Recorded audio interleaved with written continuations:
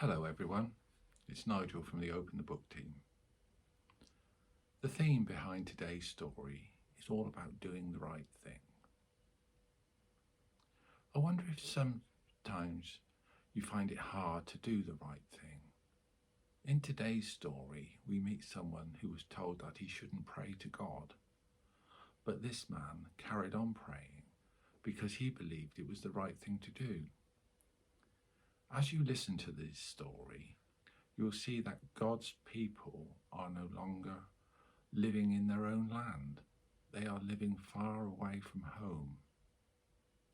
So, let's open the book at the story of Daniel and the lions.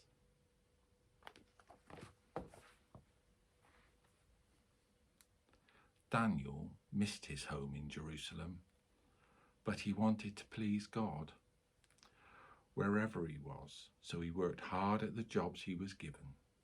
So hard, he became one of the king's own helpers, but he never forgot about God or failed to pray to him morning, noon and night. Some of the king's men were jealous of Daniel. They wanted his job for themselves. So they talked the king into making a new law, a law which said no one is allowed to pray to anyone but the king himself. "We've got Daniel now," his enemies laughed. And so they had. For the very next morning, Daniel knelt by his window, bowed his head and prayed, not to the king, but to God. "Thank you for taking care of us in this faraway land," he prayed. "Forgive us, and please take us back to our own land soon." Daniel's enemies were watching, and before he could even open his eyes, they grabbed him and dragged him in front of the king. The king was very sad. He liked Daniel, but he could not break his own law. "Daniel must be punished," he sighed. "Throw him into the lion pit." But even as the king gave the order, he whispered a prayer that no one could hear, a prayer to Daniel's God that somehow Daniel might be saved. The pit was dark. The pit was deep. The lions covered its floor like a shaggy, growling carpet. They leapt to their feet in a second when Daniel landed among them. They licked their lips. They showed their teeth. Their eyes shone bright and fierce. They opened their mouths and moved towards their dinner. And then they stopped. "Shoo! Scat! Go away!" a voice behind Daniel. The lions' mouths snapped shut. Their tails drooped, and they whimpered away to the corners of the cave.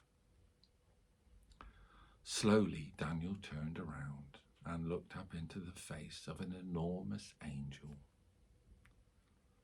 "Nothing to worry about now," the angel smiled. "God sent me to watch over you.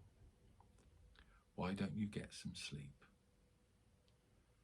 The next morning, the king cheered when he discovered that Daniel was still alive.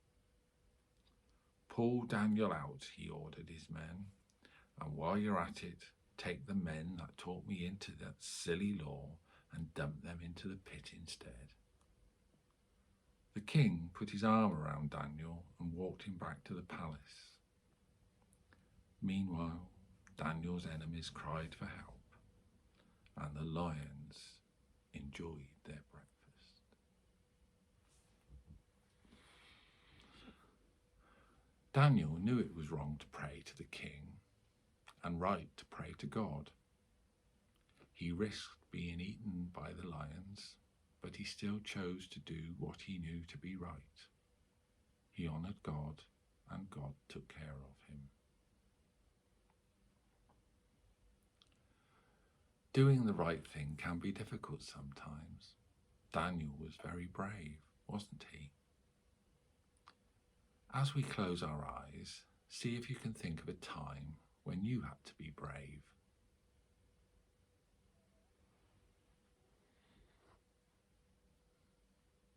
Now I'm going to say a prayer, and if you want to make it your prayer, say Amen at the end after me. Dear God, sometimes other people try to make us do the wrong thing. Please help us to be brave and stand up for what we know is right. Amen. Take care, everybody. Bye-bye.